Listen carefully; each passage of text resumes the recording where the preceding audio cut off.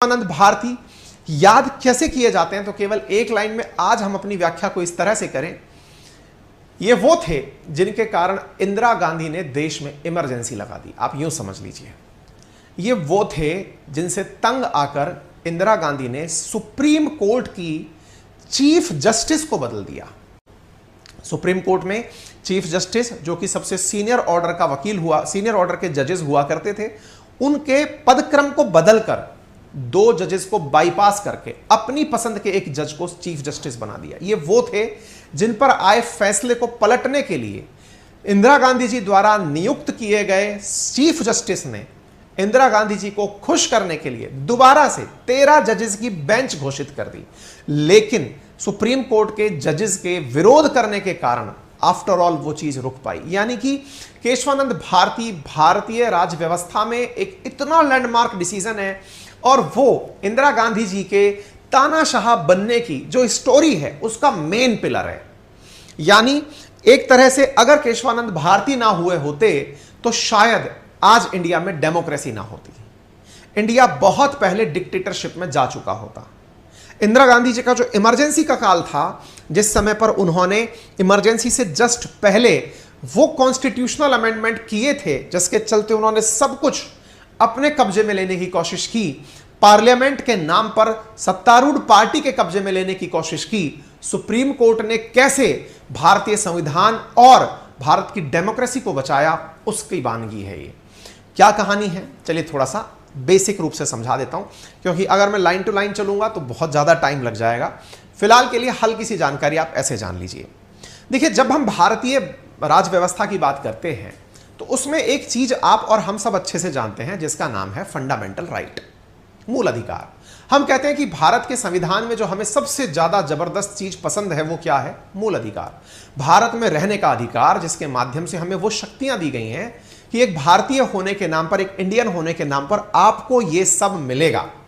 यानी देश आजाद हुआ तो इंडियंस को क्या मिला? बोले सबसे बड़ी चीज मिली, मूल अधिकार। यानी अगर आपको ये ना मिले तो आप सुप्रीम कोर्ट में शिकायत करने जा सकते हैं। अच्छा साहब, जैसे जैसे आप देश में रहेंगे तो आपको समानता का अधिकार मिलेगा, आपको इक्वलिटी का अधिकार मिलेगा, आपको धर्म की हिफाजत का अधिकार मिलेगा। ऐसे तमाम 7 प्रकार के अधिकार देश की आजादी के साथ हमें दे दिए गए।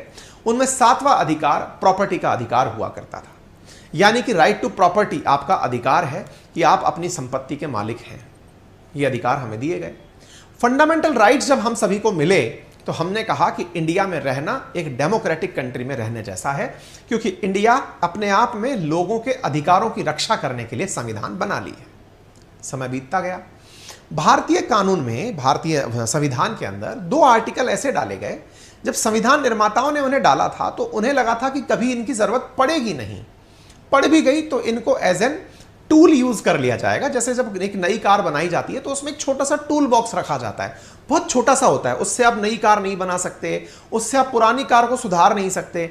बस उससे यह है कि गलती से कोई पंचर वंचर हो गई तो आप उस टूल बॉक्स से उसका यूज कर लें, या फिर कुछ पहिए लूज हो गए तो उन्हें कस लें, कुछ उस प्रकार का टूल बॉक्स रखा जाता है। ऐसे ही भारतीय संविधान के अंदर 2 टूल बॉक्स रखे गए, आर्टिकल नंबर 13 और आर्टिकल नंबर 368। यानी फंडामेंटल राइट से पहले और फंडामेंटल राइट के बाद 2 ऐसे, मतलब टूल बॉक्स कहिए या स्टेपनी कहिए, लगा दिए गए जिनकी वजह से हमारे फंडामेंटल राइट सेफ गार्ड हो सकें। आर्टिकल 13 में हमसे कहा गया कि यदि सरकार के द्वारा फंडामेंटल राइट्स के साथ छेड़छाड़ करने का प्रयास किया गया तो ऐसी स्थिति में सुप्रीम कोर्ट के पास यह अधिकार होगा कि वो फंडामेंटल राइट की छेड़छाड़ करने वालों को रोक दे और अपने द्वारा न्यायिक समीक्षा के माध्यम से, जुडिशियल रिव्यू के माध्यम से फंडामेंटल राइट में हुए संशोधनों को पलट दे। इस तरह से आर्टिकल 13 जुडिशियल रिव्यू का एक नया पॉइंट लेकर बाहर आ गया। आर्टिकल 13 ने एक प्रकार से हमारे फंडामेंटल राइट को सेफगार्ड कर दिया। इंटरेस्टिंग कहानी है साथियों ये। इंटरेस्टिंग कहानी को मतलब मैं पूरा सुनाने लग लूँ तो 1-1.5 घंटा ऊपर निकलेगा। किसी दिन हम लेकर आएंगे पूरा सीक्वेंस में। फिलहाल के लिए आप इसे जान लीजिए, है ना। मतलब अभी जब हम एग्जाम ओरिएंटेड आपको क्लासेस देना शुरू करेंगे उन दौरान हम इसके बारे में, सारे केसेस के बारे में, जो भी महत्वपूर्ण चीजें हैं इंडियन पॉलिटी की, उनके बारे में चर्चा करेंगे। तो सबसे पहले चर्चा करते हैं हम किस बारे में? आर्टिकल 13 के बारे में। और जब आप लोग इंडियन पॉलिटी पढ़ेंगे ना तो आपको ये बेहतरीन तरीके से और अच्छे से समझ में आ जाएंगी। ठीक है, अच्छा, दूसरा आर्टिकल था आर्टिकल 368। आर्टिकल 13 में कहा गया था कि फंडामेंटल राइट्स के अंदर संशोधन नहीं किया जा सकता, लेकिन आर्टिकल 368 में कहा गया था कि यदि संसद चाहे तो वो संविधान में संशोधन कर सकती है। संविधान में संशोधन यानी कि अमेंडमेंट कर सकती है। अमेंडमेंट कर सकती है, अमेंडमेंट नहीं कर सकती है। एक तरफ तो फंडामेंटल राइट में संशोधन नहीं किया जा सकता, यह आर्टिकल 13 है, यानी ऐसे ऐसे कानून जो कि फंडामेंटल राइट्स को कम करते हो उन्हें संसद सुप्रीम कोर्ट है वो हटा देगी। और एक तरफ 368 में बोला गया है कि संविधान में संशोधन किया जा सकता है। ये दो आर्टिकल अपने आप में एक दूसरे के साथ ही उलझे हुए थे, क्योंकि संविधान का ही हिस्सा मूल अधिकार है, फंडामेंटल राइट कॉन्स्टिट्यूशन का ही पार्ट है। तो 368 जब यह बात बोलता है कि संशोधन किया जा सकता है संसद के द्वारा, तो इसका मतलब यह हुआ कि एक तरफ संसद के पास ताकत है कि वो फंडामेंटल राइट समेत पूरे संविधान में संशोधन कर दे, वहीं दूसरी तरफ सुप्रीम कोर्ट के पास यह ताकत है कि वो फंडामेंटल राइट में संशोधन ना होने दे। इन्हीं आधार पर सुप्रीम कोर्ट और संसद की लड़ाई, इसी लड़ाई का केस है केशवानंद भारती केस। साथियों, सन 1967 में एक केस हुआ जिसका नाम था Golaknath versus state of Punjab case, जिसमें सुप्रीम कोर्ट ने सीधे सीधे शब्दों में कह दिया कि संविधान के अंदर जो फंडामेंटल राइट हैं उनमें संसद द्वारा संशोधन नहीं किया जा सकता।